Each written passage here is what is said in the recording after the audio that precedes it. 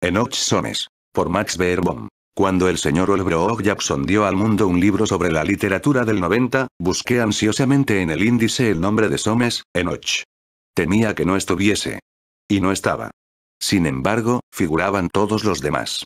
Muchos escritores a quienes yo olvidara por completo o solo recordaba vagamente, resucitaron ante mí, con sus obras, en las páginas del señor Olbrook Jackson. El libro era tan minucioso como brillante. De ahí que la omisión descubierta por mí fuese la evidencia más cabal de que el pobre Soames no había dejado huella alguna en la literatura de su década. Creo que soy la única persona que lo notó, tan lamentable había sido el fracaso de Soames. Y es inútil alegar que, si hubiera conquistado algún mediano éxito, quizás se habría esfumado de mi memoria, como los demás, para retornar tan solo al llamado del historiador. Es cierto que si las dotes que poseía le hubieran sido reconocidas en vida, jamás habría celebrado el pacto que yo le vi celebrar, ese extraño pacto cuyos resultados le otorgaron para siempre un lugar en el primer plano de mis recuerdos. No obstante, es de esos mismos resultados de donde se desprende en toda su claridad cuanto hubo en él de lamentable. No es la compasión, sin embargo, lo que me impulsa a escribir sobre él. Si por él fuera, pobre diablo, me sentiría inclinado a no mojar la pluma en el tintero. No está bien burlarse de los muertos. Pero, ¿cómo escribir acerca de Enoch Soames sin ridiculizarlo? O más bien, ¿cómo disimular la atroz realidad de que era ridículo? Imposible. Pero tarde o temprano deberé escribir sobre él. Ya se verá, a su debido tiempo, que no me queda otra alternativa. Por consiguiente, será mejor que lo haga ahora. Durante los cursos del verano de 1893 un prodigio del cielo cayó sobre Oxford. Caló hondo, se incrustó profundamente en el suelo. Profesores y alumnos formaron pálidos corros que no hablaban de otra cosa. ¿De dónde venía aquel meteoro? De París. ¿Cómo se llamaba? Will Rothenstein. ¿Qué se proponía? Pintar una serie de 24 retratos en litografía, que publicaría The Bodleian de Londres. El asunto era urgente. Ya el decano de A y el director de B y el real catedrático de C habían posado humildemente. Ancianos solemnes y malhumorados que jamás consintieran en dejarse retratar por nadie, no podían resistirse a aquel extranjero menudo y dinámico. Él no suplicaba, invitaba, no invitaba, ordenaba. Tenía 21 años. Usaba lentes que centelleaban increíblemente. Era un hombre de ingenio. Desbordante de ideas. Conocía a Whistler. Conocía a Edmond de Goncourt.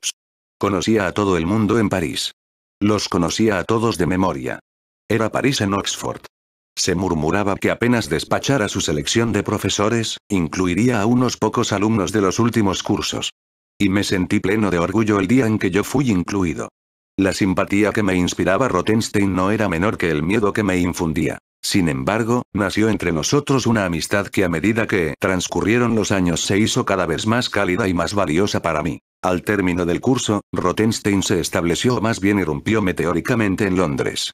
Gracias a él conocí por primera vez ese pequeño mundo de perdurable encanto que es Chelsea, y trabé relación con Walter Sickert y otros venerables próceres que residían allí. Fue Rothenstein quien me llevó a ver, en la calle Cambridge, de Pimlico, a un joven cuyos dibujos eran ya famosos entre la minoría, Aubrey Beardsley. En compañía de Rothenstein hice mi primera visita a The Bodleian. Por él me introduje en otro reino de la inteligencia y la audacia, el salón de dominó del Café Royal. Ahí, aquella tarde de octubre, en una exuberante perspectiva de dorados y de terciopelos carmesíes intercalados entre simétricos espejos y erguidas cariátides, entre el humo del tabaco que se elevaba incesante hacia el pintado cielo raso pagano y el murmullo de conversaciones presumiblemente cínicas, que de tanto en tanto interrumpía el áspero tableteo de las fichas de dominó sobre las mesas de mármol, aspiré hondo y dije para mis adentros: esto, sin duda, es la vida. Era antes de la cena. Bebimos vermut. Los que conocían personalmente a Rothenstein lo señalaban a quienes solo lo conocían de nombre. Sin interrupción entraban por las puertas giratorias hombres que ambulaban lentamente en busca de mesas vacías u ocupadas por amigos. Uno de estos errabundos me interesó, porque yo estaba seguro de que pretendía llamar la atención de Rothenstein. Había pasado 2 veces ante nuestra mesa, con expresión vacilante. Pero Rothenstein, sumido en lo más denso de una disquisición sobre pubis de chavanes, no lo vio. Era un individuo encorvado, de paso inseguro, más bien alto, muy pálido, con largos cabellos parduzcos. Tenía una barba rala, o más bien una barbilla que se batía en retirada al abrigo de unos cuantos pelos arracimados y tímidamente rizados. Era un sujeto de extraña catadura. Pero en el 90, las apariciones raras eran más frecuentes, creo, que en la actualidad. Los jóvenes escritores de aquella época, y yo estaba seguro de que este lo era, trataban de singularizarse por su aspecto. Mas los esfuerzos de este hombre habían sido infructuosos.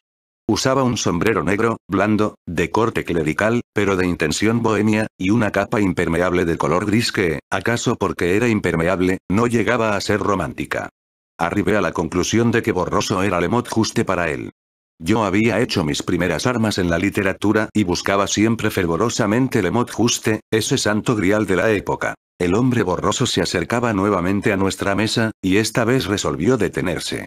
«Usted no me recuerda», dijo con voz inexpresiva. Rothenstein lo miró vivamente. «Sí, lo recuerdo», repuso al cabo de un momento, con menos efusión que orgullo. Orgullo de su memoria. «Edwin Soames».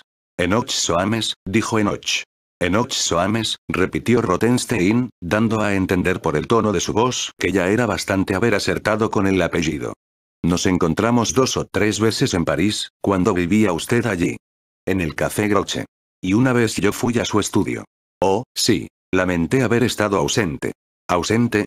«No. Me mostró algunos de sus cuadros, ¿recuerda?» «Tengo entendido que ahora reside en Chelsea». «Sí. Me extrañó que después de este monosílabo el señor Soames no siguiera de largo. Se quedó, pacientemente, como un animal obtuso, como un asno que mira por encima de una cerca. Triste figura la suya. Se me ocurrió que hambriento era quizá le mot juste para él. Pero, ¿hambriento de qué? No parecía apetecer gran cosa. Le tuve lástima. Y Rothenstein, aunque no lo invitara a Chelsea, le pidió que se sentara y bebiera algo. Una vez sentado, pareció más seguro de sí mismo. Echó atrás las alas de la capa con un gesto que, si la capa no hubiera sido impermeable, podía interpretarse como un desafío lanzado al mundo en general. Y pidió un ajenjo. «Geme benstow hours fidele», le dijo a Rothenstein, a la sorciera Glauque. «Le hará mal», respondió secamente Rothenstein. «Nada me hace mal», dijo Soames. «Dan semón de il ni de bien ni de mal. Nada es bueno y nada es malo». «¿Qué quiere decir?» Lo expliqué todo en el prefacio de Negaciones. ¿Negaciones? Sí. Le di un ejemplar. Oh, sí, por supuesto. Pero explicó usted, por ejemplo, que no hay diferencia entre buena y mala gramática. No, dijo Soames. Naturalmente, en el arte existen el bien y el mal. Pero en la vida, no. Liaba un cigarrillo. Tenía manos débiles y blancas, no del todo limpias, con las puntas de los dedos manchadas por la nicotina. En la vida existe la ilusión del bien y del mal, pero... Su voz decreció a un murmullo en que las palabras Vieuxgeu y Rococó fueron apenas perceptibles. Si no me equivoco, pensaba que no se estaba haciendo justicia a sí mismo, y temía que Rothenstein señalara las falacias de su argumentación. Lo cierto es que al fin carraspeó y dijo. «Parlons d'autre chose. ¿Creen ustedes que era un tonto? A mí no me pareció. Yo era joven y me faltaba la claridad de juicio que ya poseía Rothenstein. Soames era 5 o 6 años mayor que cualquiera de nosotros. Además, había escrito un libro. Haber escrito un libro era algo portentoso. Si Rothenstein no hubiera estado presente, yo habría reverenciado a Soames. Aún así, me infundía respeto. Y estuve a punto de reverenciarlo, en verdad, cuando dijo que pronto publicaría otro libro. Le pregunté si podía saberse qué clase de obra era. «Mis poemas», respondió. Rothenstein le preguntó si ese sería el título del libro. El poeta meditó la sugerencia, pero al fin dijo que pensaba no ponerle título alguno. «Si un libro vale por sí mismo», murmuró, moviendo el cigarrillo en semicírculo. Rothenstein objetó que la falta de título podría perjudicar la venta. «Si yo entro en una librería», explicó, «y digo sencillamente, ¿tienen ustedes? O bien, ¿tienen un ejemplar de? ¿Cómo sabrán lo que quiero?» «Oh, desde luego, haré poner mi nombre en la tapa», replicó Soames seriamente. «Y me gustaría», añadió mirando con fijeza a Rothenstein, «me gustaría hacer dibujar mi retrato para la portada». Rothenstein admitió que era una excelente idea, y agregó que pensaba viajar al campo, donde pasaría una temporada. Después miró su reloj, comprobó, con una exclamación, lo avanzado de la hora, pagó la adición y se marchó conmigo para cenar. Soames permaneció en su puesto, fiel a la hechicera Glauca. ¿Por qué se negó tan resueltamente a dibujar su retrato? ¿Retratarlo? ¿A él? ¿Cómo puedo retratar a un hombre que no existe? Es borroso, admití, pero mi mod juste cayó en el vacío. Rothenstein repitió que Soames era inexistente. Sin embargo, Soames era autor de un libro. Le pregunté a Rothenstein si había leído Negaciones. Admitió haberlo hojeado. Pero, añadió secamente, yo no pretendo entender nada de literatura. Reserva muy característica de la época. Los pintores de entonces se negaban a admitir que alguien, fuera de su propia cofradía, tuviese el derecho de opinar sobre la pintura. Esta ley, grabada en las tablillas que trajo Whistler de la cumbre del Fujiyama, imponía ciertas limitaciones. Si otras artes distintas de la pintura no eran completamente incomprensibles para quienes no las practicaban, la ley se venía abajo. La doctrina Monroe, por decirlo así, perdía su validez. De ahí que ningún pintor arriesgara una opinión sobre un libro sin advertir, por lo menos, que su opinión carecía de valor. Nadie es mejor juez literario que Rothenstein. Pero en aquella época habría sido imprudente recordárselo. Y yo comprendí que no podía esperar su ayuda para formarme un juicio sobre Negaciones. En aquellos días, no comprar un libro a cuyo autor acababa de conocer personalmente, habría sido para mí un imposible renunciamiento. Cuando regresé a Oxford para los cursos de Navidad, me había procurado un ejemplar de Negaciones. Solía dejarlo despreocupadamente sobre la mesa de mi cuarto, y cada vez que alguno de mis amigos lo levantaba para preguntarme de qué trataba, le respondía: «Oh, es un libro bastante notable. Lo ha escrito un hombre a quien conozco». Pero nunca alcancé a explicar exactamente de qué trataba. Aquel delgado volumen verde no tenía, para mí, ni pies ni cabeza.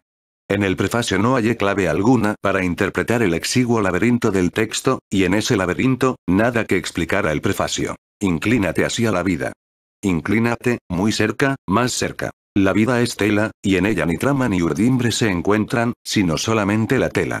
Es por esto que soy católico en la iglesia y en el pensamiento, pero dejo que el veloz capricho teja lo que la lanzadera del capricho quiere. Estas eran las frases iniciales del prefacio, pero las que seguían eran aún más difíciles de entender. A continuación venía Stark, un cuento sobre una midinete que, según alcancé a entender, había asesinado o estaba por asesinar a un maniquí. Parecía un cuento de Catulle Mendés en que el traductor hubiera salteado o eliminado una frase de cada dos. Luego, un diálogo entre Pan y Santa Úrsula, que en mi opinión carecía de chispa. Después, algunos aforismos, titulados Aforismata.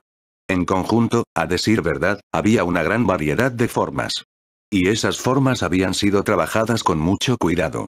Era más bien el contenido lo que se me escapaba. ¿Había, en realidad, me pregunté, algún contenido?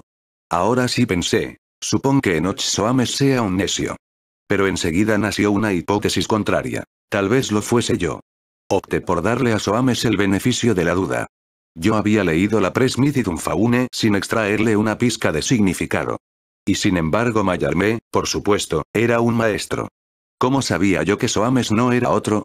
Su prosa tenía cierta musicalidad, que sin duda no alcanzaba a deslumbrar, pero que tal vez, pensé, tuviera la facultad de persistir en la memoria y, acaso, un significado tan profundo como la del mismo Mallarmé. Por lo tanto, me resolví a esperar sus poemas con ánimo libre de prejuicios. Y después de encontrármelo por segunda vez, los aguardé con verdadera impaciencia.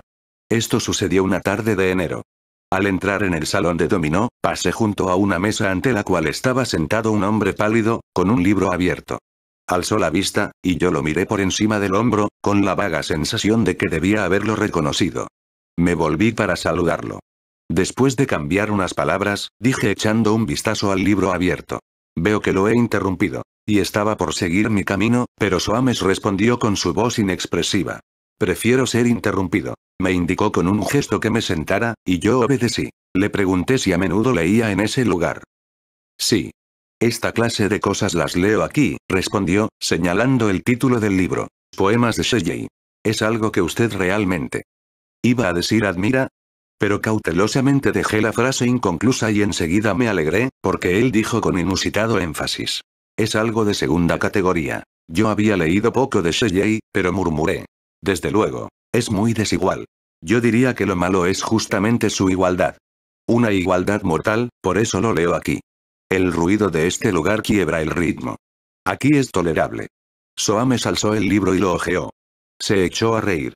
La risa de Soames era un sonido breve, aislado y desprovisto de alegría que brotaba de la garganta sin que su rostro se moviera o sus ojos se iluminaran. ¡Qué época!, exclamó, dejando el libro sobre la mesa. ¿Y qué país?, añadió. Le pregunté, con cierta nerviosidad, si en su opinión Keats no había superado, más o menos, las limitaciones del tiempo y el espacio. Admitió que había algunos pasajes en Keats, pero no los mencionó. De los viejos, como los llamaba, el único que le gustaba era Milton. Milton, dijo, no era sentimental y además, Milton tenía una oscura visión interior. Y por fin, siempre puedo leer a Milton en la sala de lectura. ¿La sala de lectura? Del Museo Británico. Voy todos los días. ¿De veras? Yo solo estuve una vez. Me pareció un lugar más bien deprimente. Se me ocurrió que le resta vitalidad a uno. Así es. Por eso voy yo. Cuanto menor es la propia vitalidad, tanto más sensitivo se vuelve uno al arte verdaderamente grande. Yo vivo cerca del museo. Alquilo un departamento en la calle de Jot. ¿Iba a la sala de lectura para leer a Milton? Casi siempre a Milton. Me miró. Fue Milton, certificó, quien me convirtió al diabolismo. ¿Al diabolismo? ¿Sí? ¿Realmente? Dije con esa vaga incomodidad y ese intenso deseo de ser cortés que experimenta uno cuando un hombre le habla de su propia religión. ¿Usted adora al demonio? Soames meneó la cabeza. No se trata de adoración, calificó, sorbiendo su ajenjo, sino más bien de confianza mutua. Ah, sí, pero yo creí entender por el prefacio de negaciones que usted era católico. GT Taisasete Epoch. Quizá lo sea aún. Sí, soy un diabolista católico. Hizo esta profesión de fe con tono casi precipitado. Advertí que lo que prevalecía en su espíritu era el hecho de que yo había leído negaciones. Sus ojos opacos habían brillado por primera vez. Tuve la impresión de que iba a ser examinado, viva voce, sobre el tema en que me sentía más flojo. Le pregunté apresuradamente cuándo se publicarían sus poemas. La semana próxima, me dijo. ¿Y sin título? No, por fin encontré uno. Pero no se lo diré, añadió, como si yo hubiera tenido la impertinencia de preguntárselo. Aún no sé si me satisface del todo. Pero es el mejor que he podido encontrar. En cierto modo, sugiere la naturaleza de los poemas, extrañas vegetaciones, naturales y salvajes, y sin embargo exquisitas y multicolores y llenas de ponzoña. Le pregunté qué pensaba de Baudelaire. Lanzó aquel bufido que era su risa, y dijo que Baudelaire era un bourgeois malgré. Francia solo tenía un poeta. Villon, y 2/3 de Villon eran simple periodismo. Verlaine era un épicier malgré. Con cierta sorpresa comprobé que, en conjunto, apreciaba menos la literatura francesa que la inglesa. Había algunos pasajes en Villiers de l'Isle Adam. Pero yo, resumió, no le debo nada a Francia. Ya verá, predijo con un movimiento afirmativo de la cabeza. Pero, llegado el momento, no vi tal cosa. Pensé que el autor de Fungoides debía bastante, inconscientemente, desde luego, a los jóvenes decadentes de París, o a los jóvenes ingleses que a su vez debían algo a aquellos. Aún pienso lo mismo. El librito, que compré en Oxford, está ante mí en este momento, mientras escribo. Su cubierta de bocasí gris pálido y sus letras de plata no han sobrellevado muy bien el paso del tiempo. Su contenido tampoco. Lo he examinado nuevamente, con melancólico interés. No es gran cosa. Cuando se publicó, abrigué la vaga sospecha de que lo fuera. Supongo que es mi fe en ella lo que se ha debilitado, y no la obra del pobre Soames. To a young woman. Toward, who has not been. Pale tunes irresolute. Antra series of old sounds. Blown from a rotted flute. Mingle with noise of cymbals roughhead with rust. Nor not strange forms an epicene. Lieble heading in the dust. Being wounded with wounds. 40 cities. That in counterparts. Of age long mockeries. Toas not been nor arts. 1. Me pareció que había cierta contradicción entre la primera y la última línea. Intenté, con el ceño fruncido, resolver esta discordancia. Pero no consideré mi fracaso como totalmente incompatible con un significado en la mente de Soames. ¿No indicaría, más bien, la profundidad del significado? En cuanto a la técnica, enrojecidos por la herrumbre me parecía un hallazgo, y las palabras nor not en lugar de an eran extrañamente felices. Me pregunté quién era la joven, y qué había sacado en limpio de todo eso. Me asalta la triste sospecha de que Soames no habría sido capaz de encontrarle más sentido que ella. Sin embargo, aún ahora, si no trata uno de comprender el poema, y se conforma con atender al sonido, advierte cierta gracia en el ritmo. Soames era un artista, en la medida en que existía, pobre diablo. Cuando leí Fungoides por primera vez, me pareció, extrañamente, que su beta diabolista era lo mejor de Soames. El diabolismo parecía una influencia alegre y aún saludable dentro de su vida. Nocturne. Round and round the shooter the square. Y strolled with the devil's army mine. No soundbad the scrape office of swastere. And the ring office laughter and mine. We are drunk black wine. Y screamed. I will raise you, master. What matter, lieshriek, tonius. Which of us runs the faster? There is nothing to fear tonius. In the foul moons light. Ten primero locked him in the edges. And primero laughed fush grilla velia told. And now in fear would find disguise. It was true, what it time and again been told. It was old. 2. Aquella primera estrofa, pensé, tenía mucho ímpetu. Un acento retozón y jovial de camaradería. La segunda, quizá, era algo histérica. Pero la tercera me gustaba. Era tan vivamente heterodoxa, aún con respecto a los dogmas de la extraña secta de Soames. Nada de confianza mutua en esas líneas. Soames, triunfante, desenmascarando al demonio como a un mentiroso, y riéndose a gritos, era un personaje muy alentador. Eso fue lo que pensé entonces. Ahora, a la luz de lo que sucedió más tarde, ninguno de sus poemas me deprime tanto como el nocturno.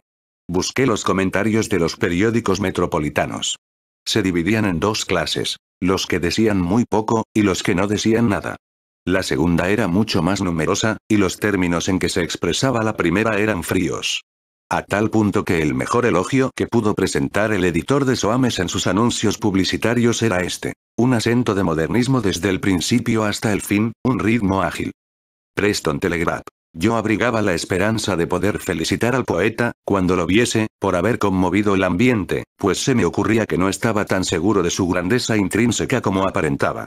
Pero cuando en efecto nos encontramos, solo atiné a decir con voz ronca: espero que Fungoides se venda muy bien.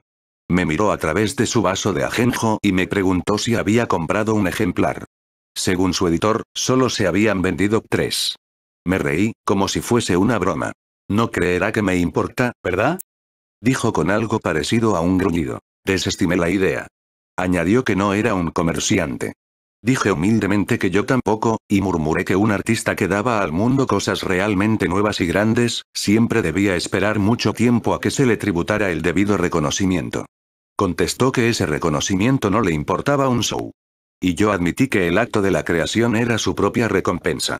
Si yo me hubiera considerado un don nadie, su mal humor me habría alejado. Pero, ¿acaso John Lane y Aubrey Beardsley no me habían sugerido que escribiera un ensayo para esa grande y nueva empresa que estaba en marcha de Yellow Book? ¿Y acaso Henry Arland, como jefe de redacción, no había aceptado mi ensayo? ¿Y no aparecía en el mismísimo primer número? En Oxford yo estaba todavía in statu pupillari. Pero en Londres me consideraba con todo derecho un egresado, a quien ningún Soames podía abochornar. En parte con fines de ostentación, y en parte por pura buena voluntad, le dije a Soames que debía colaborar en el Yellow Book. De su garganta brotó un sonido despreciativo destinado a esa publicación. 1 o 2 días más tarde, sin embargo, le pregunté a Arland, para sondear el terreno, si sabía algo de la obra de un tal Enoch Soames. Arland se detuvo en mitad de su característico paseo alrededor de la habitación, alzó las manos al techo y gimió que a menudo había visto a ese absurdo individuo en París, y que esa misma mañana había recibido de él algunos poemas manuscritos. ¿No tiene talento? Pregunté. Tiene una renta. No necesita nada. Arland era el más jovial de los hombres y el más generoso de los críticos, pero detestaba hablar de algo que no lo entusiasmara. Por consiguiente, abandoné el tema. La noticia de que Soames poseía una renta mitigó mi preocupación. Más tarde supe que era hijo de un fracasado y fallecido librero de Preston, que había heredado de una tía casada una renta anual de 300 libras, y que no le quedaban parientes en este mundo. Materialmente, pues, no necesitaba nada. Pero aún así, había en él un patos espiritual, agudizado ahora a mis ojos por la posibilidad de que aún el Preston Telegraph no le hubiese dedicado sus elogios si el padre de Soames no hubiera sido un vecino de Preston. Tenía una especie de débil obstinación que yo no podía menos de admirar. Ni él ni su obra recibían el menor estímulo. Pero él insistía en comportarse como un personaje, mantenía siempre al tope su deshilachada banderita. En cualquier lugar donde se congregaran los jeunes feroces de las artes, en cualquier restaurante de show que acabaran de descubrir, en cualquier music hall que prefiriesen, ahí estaba Soames entre ellos, o más bien al borde. Una figura borrosa pero inevitable. Nunca trataba de captarse la simpatía de sus colegas escritores, jamás deponía un ápice de su arrogancia, cuando se trataba de su propia obra, o de su desprecio, cuando se trataba de los demás. Con los pintores se mostraba respetuoso, y aún humilde. Mas para los poetas y prosistas de Delle Wood, y más tarde del Savoy, jamás tuvo una palabra que no fuera de desdén. Su presencia no molestaba a los demás. A nadie se le habría ocurrido que él o su diabolismo católico tuvieran alguna importancia. Cuando en el otoño de 1896 publicó, esta vez por cuenta propia, su tercer libro, su último libro, nadie pronunció una palabra de elogio o de censura. Yo tuve intención de comprarlo, pero me olvidé. No lo vi nunca, y me avergüenza decir que ni siquiera recuerdo cómo se titulaba. Sin embargo, cuando se publicó el libro, le dije a Rothenstein que el pobre viejo Soames me parecía en realidad una figura bastante trágica, y que la falta de resonancia de su obra acabaría realmente por matarlo. Rothenstein se burló. Dijo que yo alardeaba de un buen corazón que en verdad no poseía. Y quizá era así. Pero unas semanas más tarde, en la exposición privada del nuevo Club Inglés de Arte, vi un retrato al pastel de Enoch Soames, se le parecía mucho, y el haberlo ejecutado era característico de Rothenstein. Soames estuvo parado toda la tarde cerca del cuadro, con su sombrero hongo y su capa impermeable. Cualquiera de sus conocidos habría captado en el acto la semejanza del retrato. Pero quien no lo conociera, nunca hubiese identificado el modelo a partir de la imagen. Esta existía mucho más que él. Era inevitable. Además, no tenía esa expresión de vaga felicidad que ahora se advertía, sí, en el rostro de Soames. El hábito de la fama lo había rozado. En el transcurso de aquel mes fui 2 veces más al club de arte, y en ambas oportunidades vi a Soames exhibiéndose en persona. Pensándolo bien, creo que la clausura de aquella exposición fue virtualmente el fin de su carrera. Había sentido en la mejilla el aliento de la fama, pero tan tarde y por tan poco tiempo, y al no sentirlo más, cedió, sucumbió, se derrumbó. Él, que nunca había parecido fuerte o saludable, ahora tenía un aspecto espectral, era una sombra de la sombra que antaño había sido. Aún frecuentaba la sala de dominó. Pero, habiendo perdido el deseo de provocar curiosidad, ya no leía libros en ella. ¿Ahora solo lee en el museo? Le pregunté, aparentando jovialidad. Me contestó que ya no iba allí. No hay ajenjo en el museo. Era una de esas cosas que antaño habría dicho para llamar la atención. Ahora la decía convencido. El ajenjo, que antes no fuera más que un factor de la personalidad que tan laboriosamente trataba de construirse, se había convertido en sola sin necesidad. Ya no lo llamaba la sorcière glauque. Había renunciado a todas las expresiones en francés. Se había convertido en un hombre de Preston, sencillo y sin barniz. El fracaso, aun cuando sea un fracaso total, sencillo y sin barniz, aun cuando sea un fracaso mezquino, lleva siempre consigo cierta dignidad. Yo rehuía a Soames porque a su lado me sentía vulgar. Por aquella época John Lane había publicado 2 libritos míos, que tuvieron un agradable éxito de crítica. Yo era una personalidad menor, pero bien definida. Frank Harris me había contratado para que pataleara en el Saturday Review, Alfred Armsworth me permitía hacer lo mismo en The Daily Mail. Yo era justamente lo que no era Soames. Él proyectaba una sombra de vergüenza sobre mi triunfo. Si yo hubiera sabido que él creía firme y verdaderamente en la grandeza de lo que realizara como artista, quizá no habría evitado su presencia. No se puede decir que ha fracasado por completo un hombre que no ha perdido su vanidad. La dignidad de Soames era una ilusión mía. Un día de la primera semana de junio de 1897 esa ilusión desapareció. Pero en la noche de ese día también desapareció Soames. Yo había estado afuera la mayor parte de la mañana, y como se me hizo tarde para almorzar en casa, fui al Vingtieme.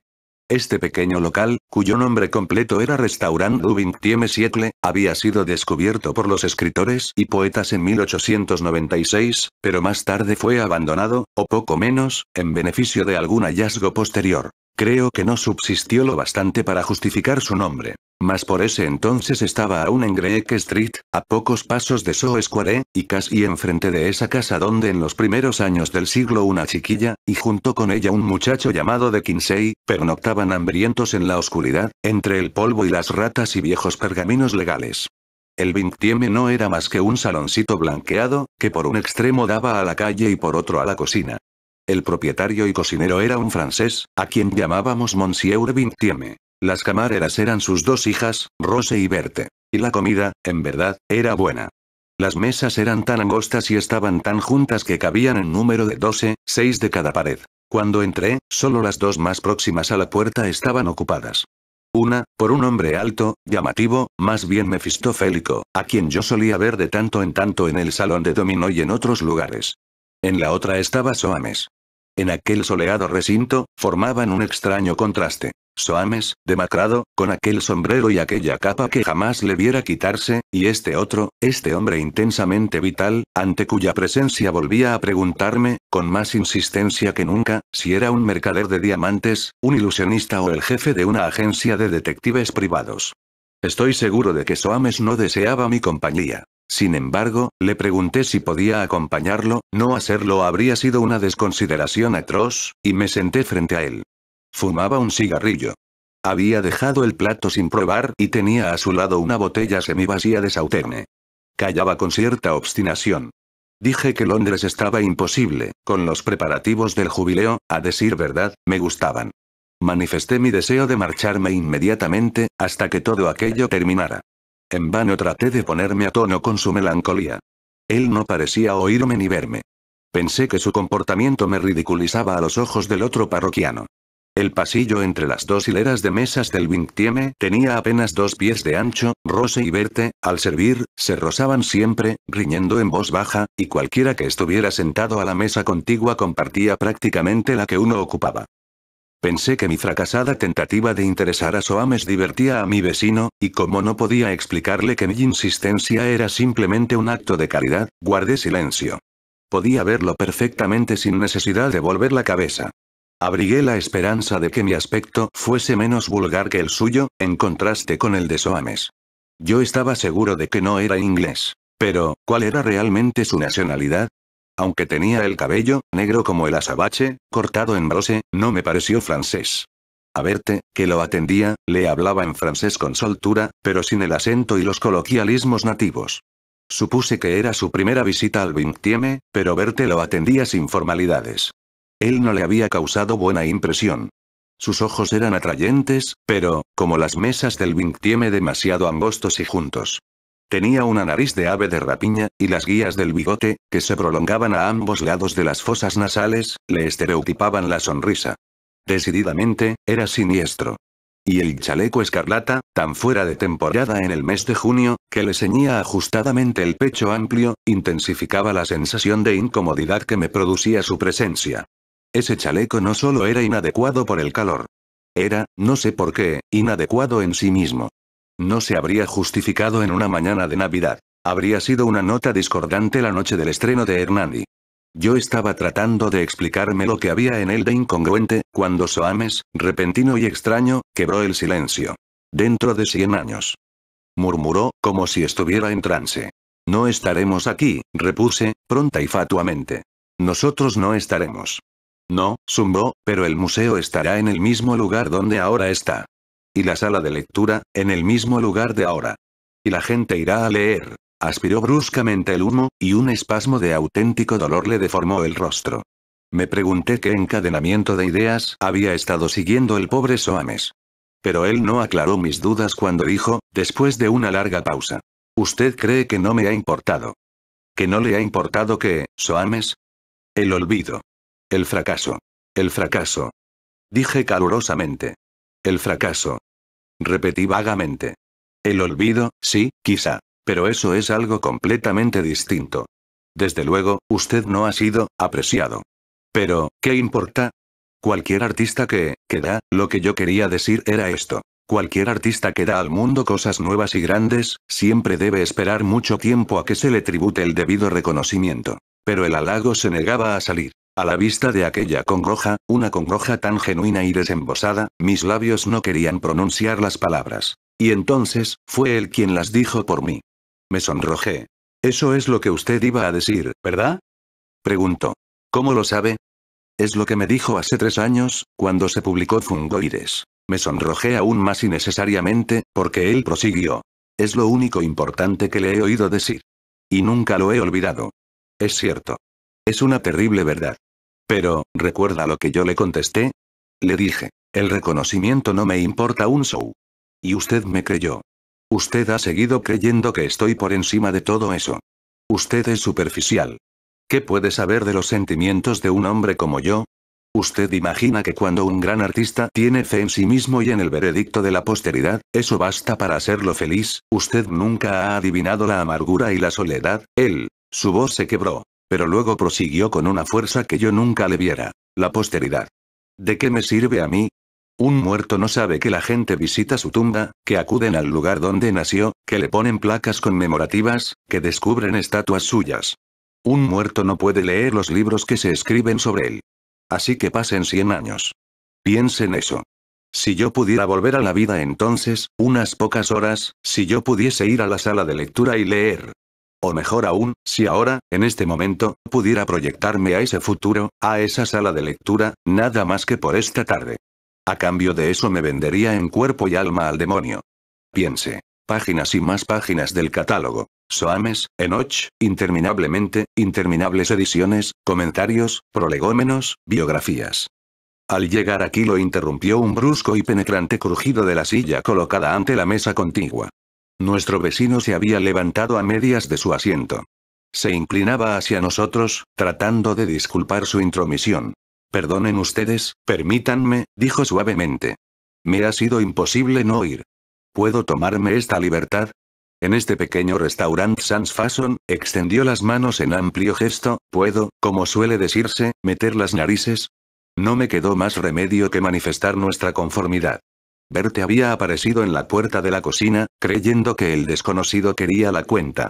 Pero él la alejó con un movimiento del cigarro, y un instante después se había sentado junto a mí, frente a frente de Soames. Aunque no soy inglés, explicó, conozco a Londres muy bien, señor Soames. Su nombre y su fama, y también los del señor Beerbohm, me son muy conocidos. Ustedes se preguntarán, ¿quién soy yo? Miró rápidamente por encima del hombro, y añadió en voz baja. Soy el diablo. No pude evitarlo. Me reí. Traté de no hacerlo. Sabía que no había motivo de risa, pues mi propia descortesía me avergonzaba, pero me reí cada vez más fuerte. La serena dignidad del diablo, la sorpresa y el fastidio de sus cejas enarcadas solo aumentaron mi hilaridad. Me reí hasta desternillarme, y al final me apoyé, dolorido, en el respaldo de la silla. Me comporté deplorablemente. Soy un caballero, dijo él con intenso énfasis, y creía estar en presencia de caballeros. Oh. Murmuré, ya sin aliento. Oh, por favor. Curioso, Nichtstuar. Oí que le decía a Soames. Hay cierta clase de personas para quienes la sola mención de mi nombre es, oh, tan terriblemente graciosa. En vuestros teatros, al más torpe comediante le basta decir, el diablo. Para provocar enseguida la risa altisonante que delata a los espíritus vacíos. No es así. Yo había recobrado el aliento, lo suficiente para ofrecer mis excusas. Él las aceptó, pero fríamente, y volvió a dirigirse a Soames. Soy un hombre de negocios, dijo, y siempre me ha gustado oír derecho al grano, como dicen en los Estados Unidos. Usted es un poeta. Les affairs, usted los detesta. Pero conmigo negociará, ¿verdad? Lo que acaba de decir me infunde furiosas esperanzas. Soames no se había movido, salvo para encender un nuevo cigarrillo. Estaba agazapado, con los codos sobre la mesa y la cabeza al ras de las manos, mirando fijamente al demonio. Siga, dijo moviendo afirmativamente la cabeza. A mí ya no me quedaban ganas de reír. Nuestro pequeño pacto, prosiguió el diablo, será tanto más agradable cuanto que usted, si no me equivoco, es un diabolista. Un diabolista católico, dijo Soames. El demonio aceptó de buena gana esta reserva. Usted, prosiguió, quiere visitar ahora, esta tarde, la sala de lectura del Museo Británico, ¿verdad? Pero tal como será dentro de 100 años, ¿eh? Parfaitement. El tiempo, una ilusión. El pasado y el futuro, están siempre tan presentes como el presente, o al menos, por decirlo así, a la vuelta de la esquina. Yo lo sintonizo con cualquier época. Yo lo proyecto, puff. Usted quiere hallarse en la sala de lectura, tal como será en la tarde del 3 de junio de 1997. Quiere encontrarse, de pie, en esa sala, más allá de las puertas giratorias, en este mismo instante, ¿eh? ¿Y quedarse ahí hasta que cierren? No es así. Soames asintió. El diablo miró su reloj. Las 2:10, dijo. La hora de clausura, en ese entonces, será la misma de ahora. Las 7. Tendrá usted casi 5 horas. A las 7, puff. Se encontrará nuevamente aquí, sentado ante esta mesa. Esta noche se no dans le monde, dans le high life. Con eso termina mi presente visita a vuestra gran ciudad. Vendré a buscarlo aquí, señor Soames, en el camino de regreso a mi hogar. ¿Su hogar? Repetí. Aunque no sea tan humilde. Dijo despreocupadamente el demonio. Está bien, dijo Soames. Soames. Supliqué.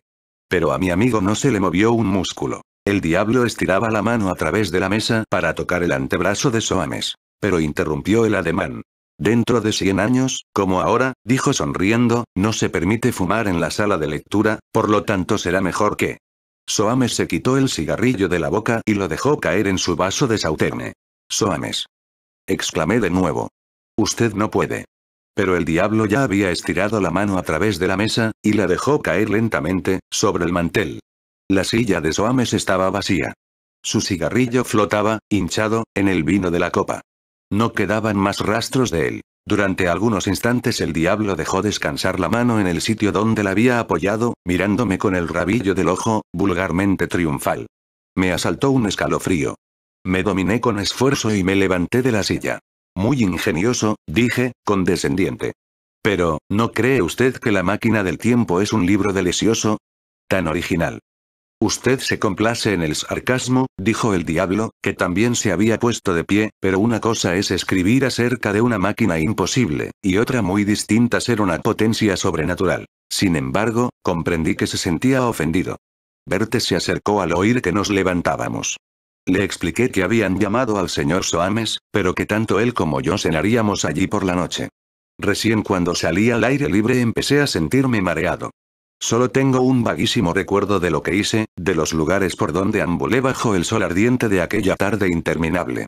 Recuerdo el sonido de los martillos de los carpinteros, a lo largo de Piccadilly, y el aspecto desnudo y caótico de los stands a medio construir. Fue en Green Park o en Kensington Gardens, donde fue que me senté en una silla debajo de un árbol y traté de leer un periódico vespertino. El artículo de fondo traía una frase que siguió repitiéndose en mi fatigado cerebro. Son pocas las cosas que escapan a esta augusta señora, llena de la sabiduría atesorada en 60 años de reinado. Recuerdo haber concebido, en mi desesperación, una carta, que debía ser llevada a Windsor por mensajero expreso, con orden de esperar la respuesta. Señora, sabiendo perfectamente que su majestad está llena de sabiduría atesorada en 60 años de reinado, me atrevo a solicitar su consejo en este delicado asunto. El señor Enoch Soames, cuyos poemas quizá usted conozca. ¿No había manera alguna de ayudarlo, de salvarlo? Un pacto era un pacto, y yo habría sido el último en ayudar o respaldar a alguien que tratara de rehuir una obligación razonable. No habría movido un dedo para salvar a Fausto. Pero el pobre Soames, condenado a pagar sin tregua un precio eterno por nada más que una infructuosa búsqueda y una amarga desilusión. Me parecía extraño y siniestro que él, Soames, en carne y hueso, con su capa impermeable, estuviera en aquel momento viviendo en la última década del siguiente siglo, escudriñando libros que aún no se habían escrito, viendo y siendo visto por hombres que aún no habían nacido. Y aún más siniestro y singular que esta noche y para siempre estaría en el infierno.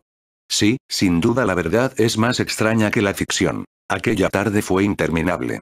Casi deseé haber acompañado a Soames. No para permanecer en la sala de lectura, desde luego, sino para salir a dar un excitante paseo por un Londres desconocido. Me alejé, inquieto, del parque donde había descansado. Inútilmente traté de imaginar que yo era un ardiente turista del siglo XVIII. La tensión de los minutos lentos y vacíos era intolerable. Mucho antes de las 7 regresé al 20. Me senté a la misma mesa que había ocupado en el almuerzo. El aire entraba con indiferencia por la puerta abierta a mi espalda. De tanto en tanto, Rose y Bertie aparecían por un instante. Les había dicho que no pediría la cena hasta que no llegara el señor Soames. Empezó a sonar un organillo, ahogando abruptamente el vocerío de unos franceses que disputaban en la calle. Cada vez que terminaba una canción, se oía nuevamente la algarabía de la pelea. En el camino yo había comprado otro periódico vespertino. Lo abrí. Pero mis ojos se apartaban incesantemente de él, para consultar el reloj de pared colocado sobre la puerta de la cocina. Faltaban 5 minutos para la hora. Recordé que en los restaurantes los relojes están 5 minutos adelantados. Concentré mi mirada en el periódico. Juré no volver a levantar los ojos. Alcé el periódico y lo desplegué en todo su ancho, pegándolo a mi rostro, para no ver otra cosa. ¿Temblaba acaso la hoja? Una corriente de aire, me dije. Una gradual rigidez se apoderaba de mis brazos. Me dolían. Pero no podía bajarlos, ahora.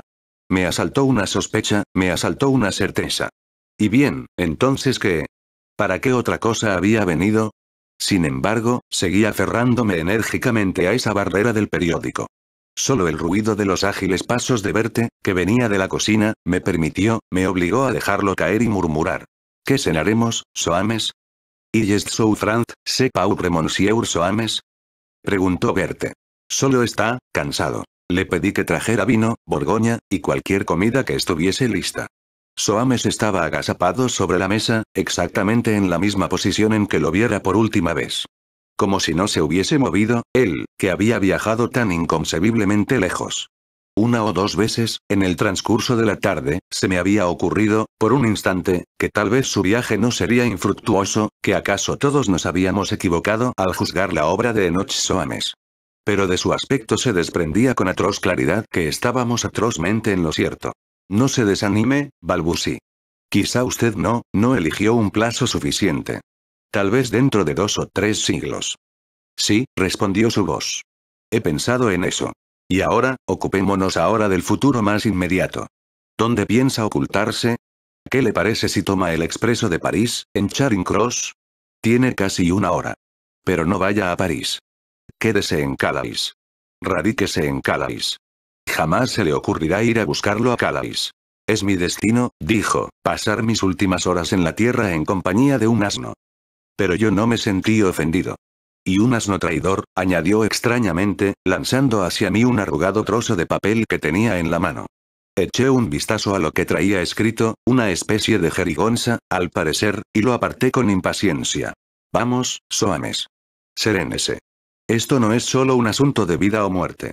Recuerde, se trata de un eterno tormento. ¿Se quedará aquí, resignadamente, hasta que el diablo venga a buscarlo? No puedo hacer otra cosa. No me queda otra alternativa. Vamos. La confianza mutua llevada al colmo. Su diabolismo ha perdido el seso. Llené su vaso de vino. Seguramente, ahora que usted ha visto a esa bestia. Es inútil injuriarlo. Pero usted debe admitir, Soames, que no tiene nada de miltoniano. No niego que sea algo distinto de lo que yo esperaba. Es un hombre vulgar, un plebeyo, de esa clase de individuos que despojan a las damas de sus joyas en los pasillos de los trenes que van a la Riviera. Imagínese el eterno tormento presidido por él. No creerá usted que lo espero con ansia, ¿verdad? Entonces, ¿por qué no huye silenciosamente?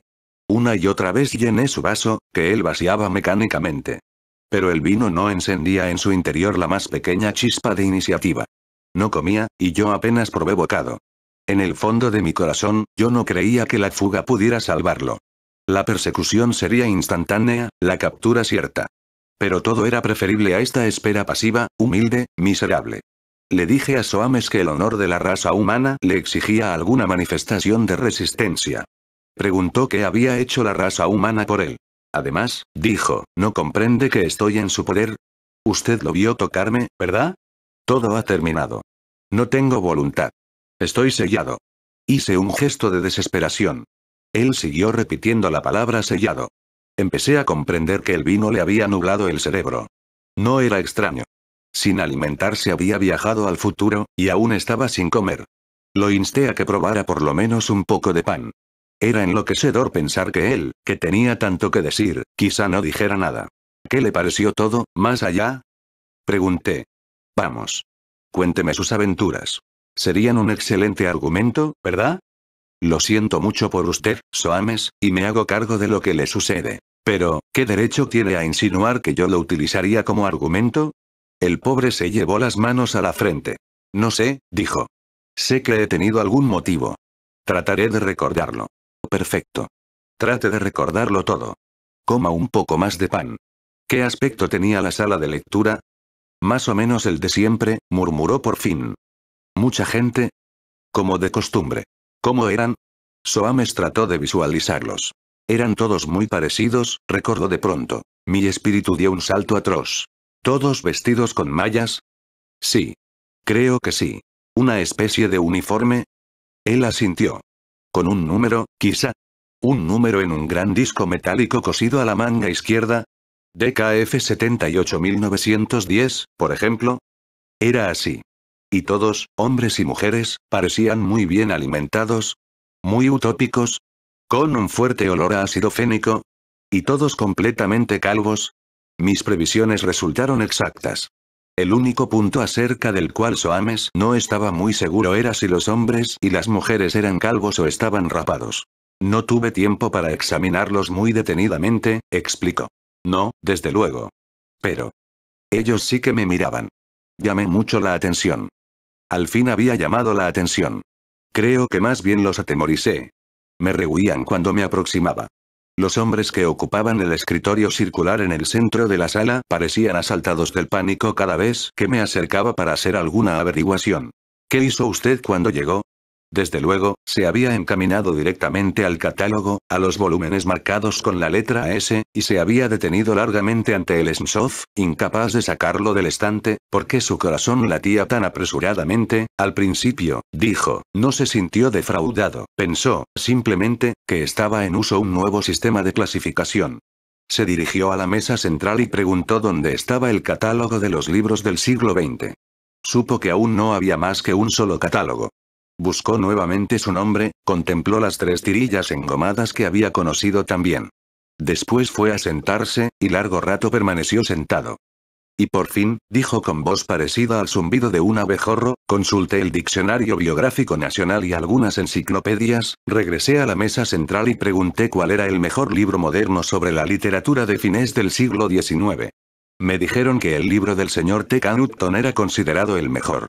Lo busqué en el catálogo, y llené el correspondiente formulario. Me lo trajeron. Mi nombre no estaba en el índice, pero... ¿Sí? Dijo cambiando abruptamente de tono. Eso es lo que había olvidado. ¿Dónde está ese pedacito de papel? Démelo. Yo también había olvidado aquel jeroglífico. Lo encontré caído en el suelo y se lo alcancé. Él lo alisó, meneando la cabeza y mirándome con una sonrisa desagradable. Eché un vistazo al libro de Newton, prosiguió. No es fácil de leer. Usan una especie de escritura fonética. Todos los libros modernos que vi eran fonéticos. Entonces no quiero saber más nada, Soames, por favor. En cambio, todos los nombres propios parecían escritos a la antigua. De lo contrario, quizá no habría advertido el mío. ¿Su propio nombre? ¿De veras? Oh, Soames, cuánto me alegro. ¿Y el suyo? No. Pensé que esta noche usted me esperaría aquí.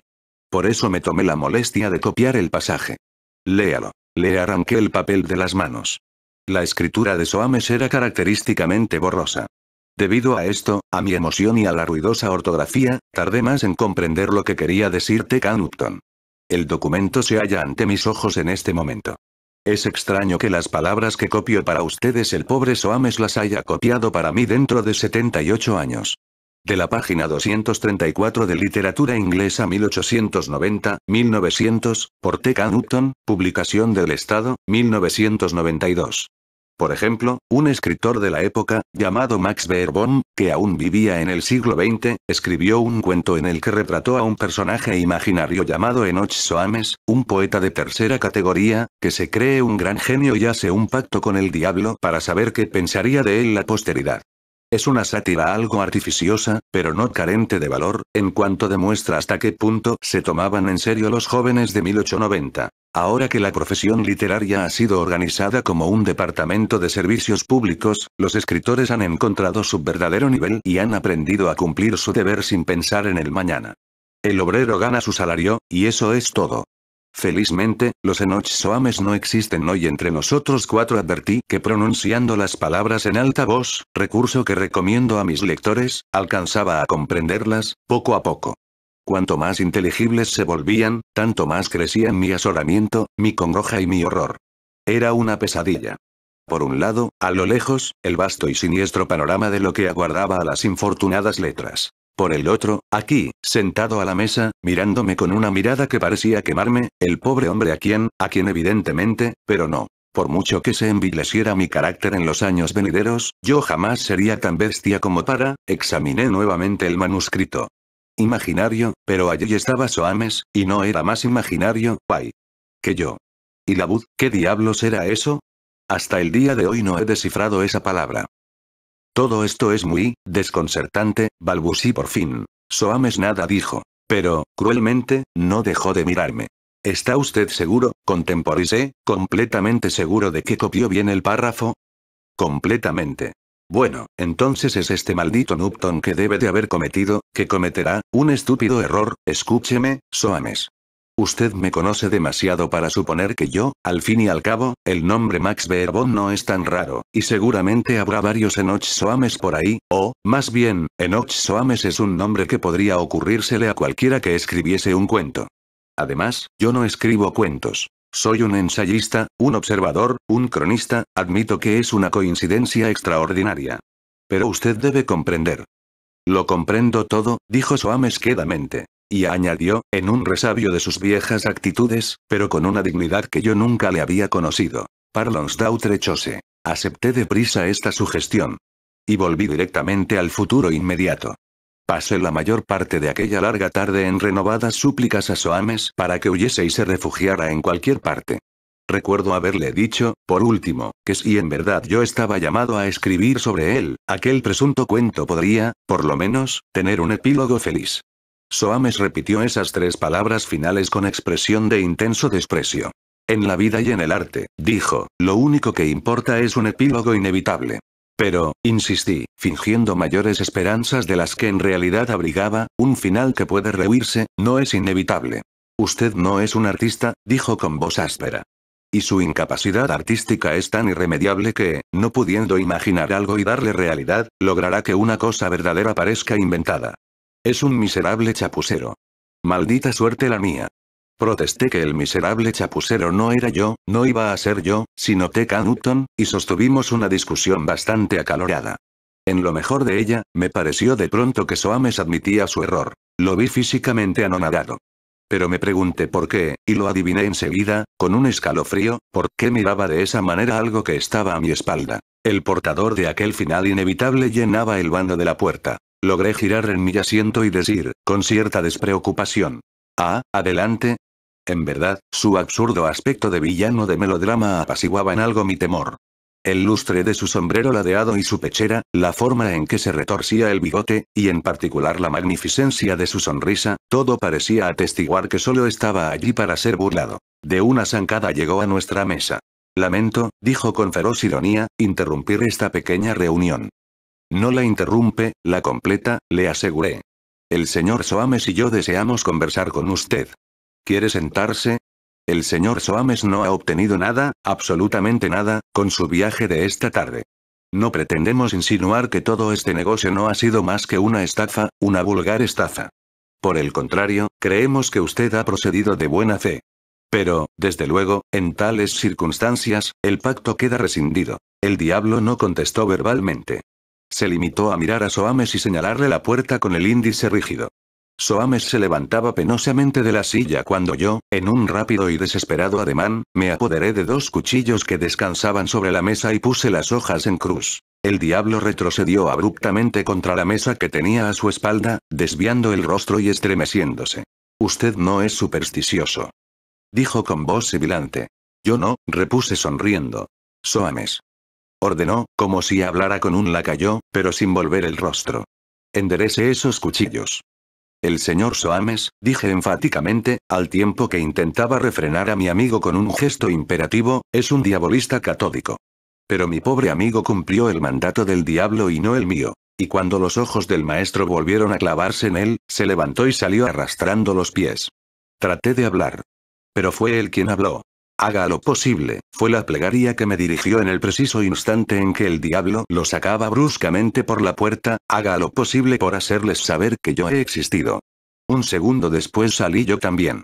Me quedé mirando a todos lados, a derecha, a izquierda, adelante. Vi la luz de la luna, vi la luz de los faroles, pero Soames y el otro habían desaparecido. Aturdido, me quedé allí.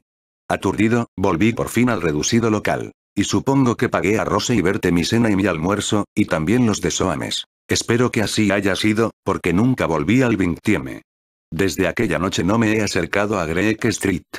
Y pasaron muchos años antes de que volviera a poner el pie en Soho Square, porque fue allí, esa misma noche, donde ambulé horas y horas con esa vaga sensación de esperanza que incita a un hombre no alejarse del lugar donde ha perdido algo. En torno a la plaza de cerrados postigos anduve y anduve, aquella línea me volvía a la memoria, en mi solitaria ronda, y junto con ella toda la estrofa, repicando en mi cerebro y haciéndome ver cuán trágicamente distinto de lo imaginado por él había sido el encuentro del poeta con ese príncipe de quien, más que de todos los príncipes, debemos desconfiar. Sin embargo, es extraño cómo ambula y divaga la mente de un ensayista, por conmovida que esté. Recuerdo haberme detenido ante un amplio portal, preguntándome si acaso era el mismo en que el joven de Kinsey yacía enfermo y débil, mientras la pobre Anne corría a todo lo que daban sus piernas en dirección a Oxford Street, esa madrastra de corazón de piedra, y regresaba con el vaso de oporto y especias sin el cual, según él, quizá habría muerto. ¿Era este el mismo portal que de Kinsey solía visitar en su ancianidad a manera de homenaje? Medité sobre el destino de Anne y la causa de su repentina desaparición de la guarida de su amigo. Y luego me reproché amargamente por dejar que el pasado desplazara al presente. Pobre Soames, desaparecido. Y también empecé a sentirme preocupado por mí mismo. ¿Qué debía hacer? ¿Se produciría acaso un gran escándalo? ¿La misteriosa desaparición de un escritor, etcétera? Había sido visto, por última vez, almorzando y cenando en mi compañía. ¿No sería mejor que yo tomara un coche y fuera inmediatamente a Scotland Yard? Me creerían un lunático. Al fin y al cabo, dije para tranquilizarme, Londres es una ciudad muy grande, y un solo ser humano, muy oscuro por añadidura, puede fácilmente desaparecer sin que nadie lo advierta, especialmente ahora, en el deslumbramiento del próximo jubileo. Lo mejor, pensé, era no decir nada. Y estaba en lo cierto. La desaparición de Soames no produjo el menor ruido. Fue olvidado por completo antes que nadie, que yo sepa, observara que ya no se lo veía. Quizá de tanto en tanto, algún poeta, algún prosista, haya preguntado a otro, ¿qué ha sido de ese hombre Soames? Pero yo no oí jamás esa pregunta. Cabe suponer que el procurador que le entregaba su renta anual realizara averiguaciones, pero no trascendió ningún eco de las mismas. Había algo atroz, para mí, en ese desconocimiento general del hecho de que Soames había existido, y más de una vez me sorprendí preguntándome si Newton, ese nonato, tendría razón al suponer que Soames era fruto de mi fantasía. En ese extracto del repulsivo libro de Newton hay un detalle que quizá os ha intrigado. ¿Cómo es que el autor, aunque yo lo he mencionado aquí por su nombre y he citado las mismas palabras que él ha de escribir, no advertirá el evidente corolario de que yo no he inventado nada? La respuesta solo puede ser la siguiente. Newton no habrá leído los últimos pasajes de esa crónica. Semejante falta de escrupulosidad es un pecado grave en quien emprende un trabajo de investigación. Y espero que estas palabras sean descubiertas por algún rival contemporáneo de Newton y lo lleven a la ruina. Me agrada pensar que en algún momento dado, entre los años 1992 y 1997, alguien habrá leído esta memoria, y habrá impuesto al mundo las inevitables y sorprendentes conclusiones que extraiga de ellas. Y tengo motivos para creer que así ocurrirá. Ustedes comprenden que la sala de lectura donde Soames fue proyectado por el diablo era, en todos sus aspectos, tal como será en la tarde del 3 de junio de 1997. Comprenderán, por lo tanto, que esa tarde, cuando el tiempo la traiga, estará allí la misma gente, y estará allí, puntual, el mismo Soames, y tanto él como ellos harán exactamente lo que antes hicieron. Recuerden ahora que, según Soames, su arribo produjo sensación. Alegarán ustedes que la sola peculiaridad de su atuendo bastaba para causar sensación en aquella multitud uniformada. Pero no dirían tal cosa si alguna vez lo hubieran visto. Les aseguro que en ninguna época Soames podría dejar de ser oscuro. El hecho de que ellos lo mirarán con fijeza, y lo seguirán de un lado a otro, y aparentemente le tendrán miedo, solo puede explicarse suponiendo que, de algún modo, estarán preparados para su espectral aparición. Habrán estado aguardando con ansia para comprobar si realmente aparecía. Y cuando llegue de verdad, el efecto, por supuesto, será terrible. Un fantasma auténtico, garantizado, demostrado, pero, ¡ay! Nada más que un fantasma. Nada más. En su primera visita, Soames era un ser de carne y hueso, mientras que los seres en cuyo ámbito fue proyectado no eran, según creo, más que fantasmas sólidos, palpables y parlantes, pero inconscientes y automáticos fantasmas en un edificio que era apenas una ilusión. La próxima vez ese edificio y esos seres serán verdaderos. Soames será la apariencia. Ojalá pudiera creerlo destinado a regresar al mundo, verdadera, física, conscientemente. Ojalá le estuviera reservada esta breve y única fuga, este único y pequeño placer. Nunca lo olvido mucho tiempo. Está donde está, y para siempre. Los moralistas rígidos podrán decir que es el único culpable de su suerte. Por mi parte, creo que ha sido tratado con excesivo rigor. Está bien que la vanidad sea castigada. Y admito que la vanidad de Enoch Soames era superior a lo corriente y merecía un tratamiento especial. Pero no había necesidad de ensañarse. Dirán ustedes que él se comprometió a pagar el precio que está pagando. Sí, pero yo sostengo que fue inducido por medios fraudulentos. Bien informado de todas las cosas, el diablo debía saber que mi amigo nada ganaría con su visita al futuro. Todo este asunto no ha sido más que una vilísima treta. Cuanto más pienso en ello, tanto más detestable me parece el diablo. Lo he visto varias veces, en distintos lugares, después de aquella tarde en el 20. Pero solo en una oportunidad se puede decir que nos encontramos. Fue en París. Caminaba yo una tarde por la Rue d'Antin cuando advertí que se acercaba desde opuesta dirección, llamativamente vestido, como de costumbre, balanceando un bastón de ébano y comportándose, en suma, como si toda la calle le perteneciera. Al pensar en Enoch Soames y en los millares de seres que sufren eternamente bajo el dominio de esta bestia, me llenó una fría cólera y me erguí en toda mi estatura. Pero, en fin, uno está tan acostumbrado a saludar a sonreír en la calle a cualquier conocido, que esos gestos se vuelven casi independientes de uno mismo. Para evitarlos, es menester un esfuerzo muy intenso y una gran presencia de ánimo. Y así, al pasar frente al diablo, advertí con zozobra que yo lo saludaba y le sonreía. Y mi vergüenza se hizo luego más profunda y candente porque él, sí, señor, me miró con la mayor altivez y no me devolvió el saludo. Ser desairado, deliberadamente, y por él. Es para sacar de sus casillas a cualquiera.